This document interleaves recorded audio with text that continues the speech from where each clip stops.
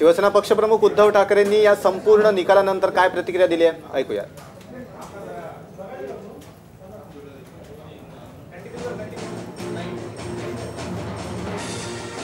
आणखी एक महत्त्वाची गोष्ट घडणार आहे। हा सगळा रोल जे कर्नाटकचे राज्यपाल आहेत वजुभाई वाला यांच्यावरती सगळं डिपेंड असणार आहे, कारण वजुभाई वाला ठरवणार आहेत की कुणाला पहिली वेळ कुणाला द्यायची। जरी कुमारस्वामी यांनी वेळ मागितली असली तरी मोठी जी पार्टी असते जिचं संख्या जिला जास्त वोट जागा आलेल्या आहेत त्या पक्षाला सर्वात आधी बोलवलं जातं आणि त्याचमुळे राज्यपाल वजुभाई वाला हे काय भूमिका घेतात ते महत्त्वाचं ठरणार आहे।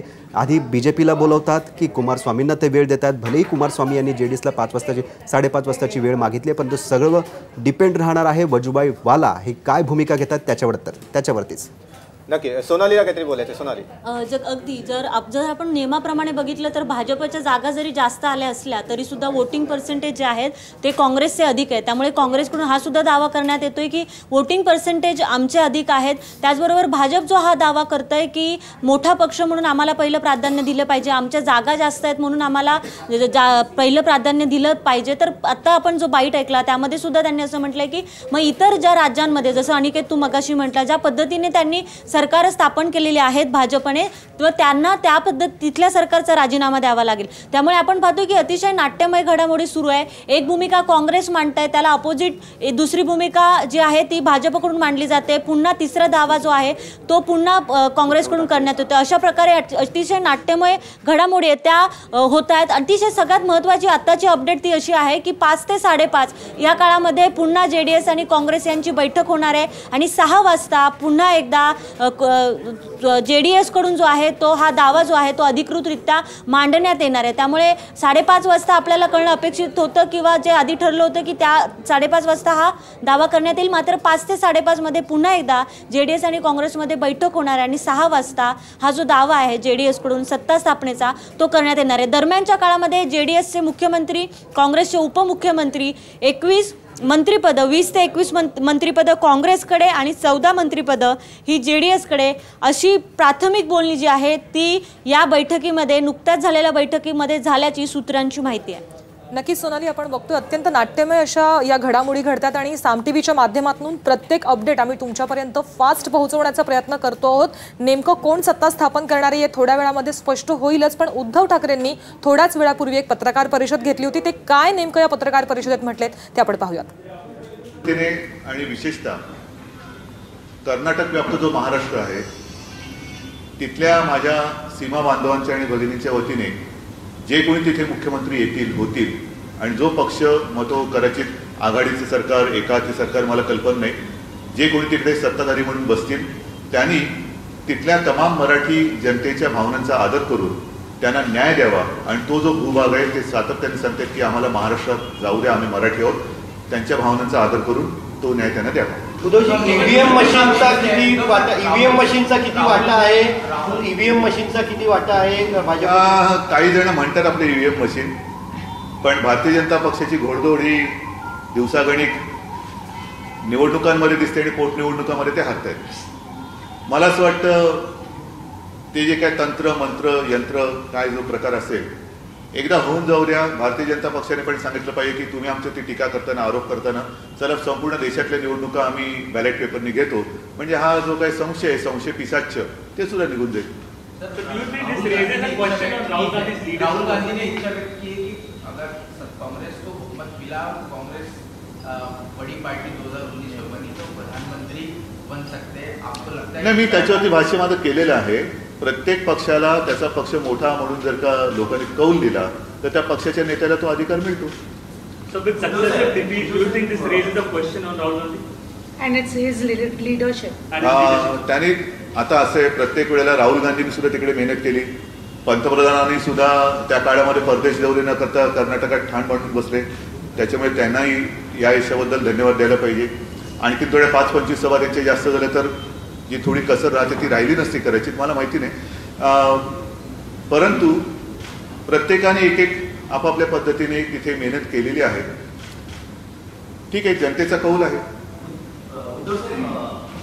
केंद्र सरकारच्या विरोधात जो एकूण रोष आहे सर्वच भाजपचे राजकीय विरोधक जे आहेत किंवा जनतेमध्ये जे नोटाबंदी असेल, महागाई असेल, शेतकऱ्यांच्या आत्महत्या, शेतकऱ्यांचे जे मुद्दे आहेत, असं सर्व असताना आणि एकूण प्रचारामध्ये हे मुद्दे आले असतानाही भाजपला हे देशात यश मिळतं आहे, त्यामागचं नेमकं कारण काय वाटतं तुम्हाला? या गुढाची उकल अद्याप झालेली नाहीये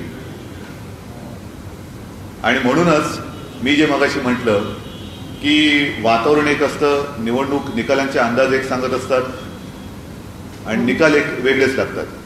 त्याच्यामुळे एकदा हे जे काही संशय पिछाच्य आहे ते गाडून टाकण्यासाठी खुल्या वातावरणात बॅलेट पेपरनी मतपत्रिका वापरून देशात निवडणुका होण्याची गरज आहे. म्हणजे भाजपचं मनोधैर्य 2019च्या अनुषंगाने वाढलं आहे. प्रत्येक निवडणुकांचे निकाल हे वेगळे वेगळे लागत असतात.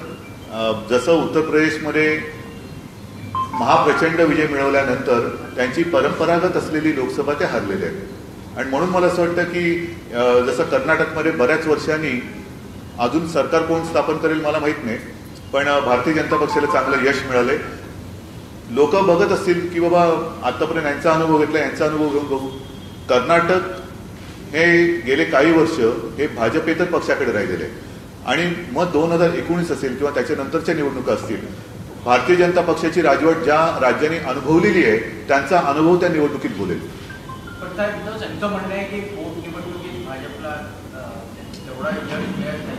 उत्तर प्रदेशमध्ये बघितलं, पालघरचं तुमचा पालघर तर आम्ही जिंकणारच आहोत आणि पालघरमध्ये मी पुन्हा एकदा सांगतो की वंदा परिवार ज्या पद्धतीने त्यांची अवहेलना झाली त्या अवहेलनेने एक उद्वेगाने ते शिवसेनेकडे आले आणि त्या परिवाराला न्याय देण्यासाठी म्हणून आम्ही निवडणूक लढवतो आहोत.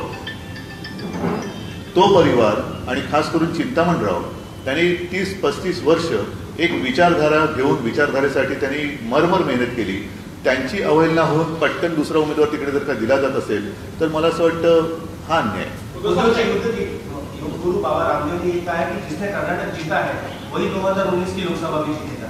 नहीं, इतना महान तो मैं नहीं हूँ और पता नहीं बाबा ने इसके भाजपाचे नेते छाती टोपणे सांगतात की लाट ओसरली नाही, पण मग आता जर का बघितलं तर तसं ते आकडे जवळजवळ आहेत. मग देशात तशीच परिस्थिती होईल. महाराष्ट्रात पुन्हा जर का इकडे आलं तसं आघाडीचं सरकार देशात येईल का? जर आलं तर माहित नाही मला. महाराष्ट्रात आगामी काळात देखील निवडणुका होऊ लागतील. आज गुजरात झालं, आता कर्नाटक झालं. ह्या सगळ्या निवडणुकीचा परिणाम महाराष्ट्रावर कितपत होईल काय वाटतं? कारण का महाराष्ट्रातील प्रश्न देखील तितकेच गंभीर आहेत. म्हणून मी म्हटलं ना की ज्या राज्यांनी भारतीय जनता पक्षाच्या राजवटीचा अनुभव आतापर्यंत घेतलेला आहे तिथल्या निवडणुका खरं काय ते तुम्हाला सांगतो. ज्यांनी घेतलेलं नाही ते हा अनुभव घेण्यासाठी असूसले असतील ते घेतील आणि मग त्यांचा अनुभव त्याच्या पुढच्या निवडणुकीत ते बोलतो. भाजपाचे नेते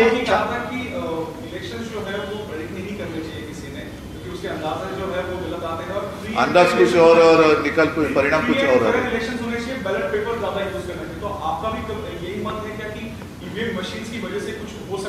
नहीं, अगर अपने आप पर भरोसा है तो किस बात के लिए आप डर रहे हो? एक बार इस फैसला हो जाने दो, बैलेट पेपर से चुनाव हो जाने दो ताकि जो विरोधी है वो चुप बैठ जाएंगे. भाजपाचे नेते छाती टोपणे सांगतात की लाट अजून कायम आहे. तुम्हाला वाटतं लाट कायम आहे की ओसरलेली आहे? मला वाटतं मी याचं उत्तर दिलेलं आहे. ज्या राज्यामध्ये भारतीय जनता पक्षाची राजवट नव्हती तिथे कदाचित भारतीय जनता पक्षाला चांगला विजय मिळत असेल, परंतु ज्या राज्यामध्ये भारतीय जनता पक्षाच्या राजवटीचा अनुभव तिथल्या जनतेने घेतलेला आहे त्यांचं मत वेगळं असू शकतं. अरे पुन्हा पुन्हा तेच आपण बोलतोय. 2019ला महाराष्ट्रात भाजपला फटका बसला. ठीक है.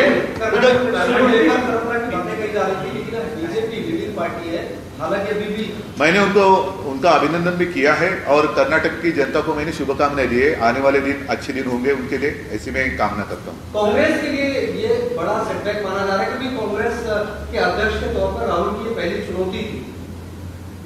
चुनौतियां तो आती रहती है, जाती रहती है. कभी कामयाबी मिलती है, कभी असफलता मिलती है, तो उसमें क्या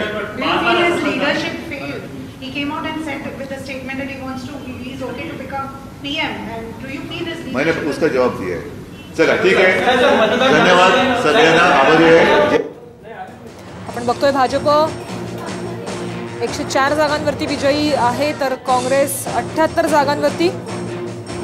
आणखी 9 जागांचे निकाल येणं जे आहे ते बाकी आहे, पण पुढच्या 1.5 तासामध्ये हे सगळं चित्र स्पष्ट होईल. एकूणच त्रिशंकू अशी जी स्थिती आहे ती कुठेतरी निर्माण झालेली आहे. पण काँग्रेसनं JDSला सत्ता स्थापनेसाठी पाठिंबा दिलेला आहे आणि कुमारस्वामी यांनी सत्ता स्थापनेसाठी राज्यपालांना पत्र सुद्धा दिलंय.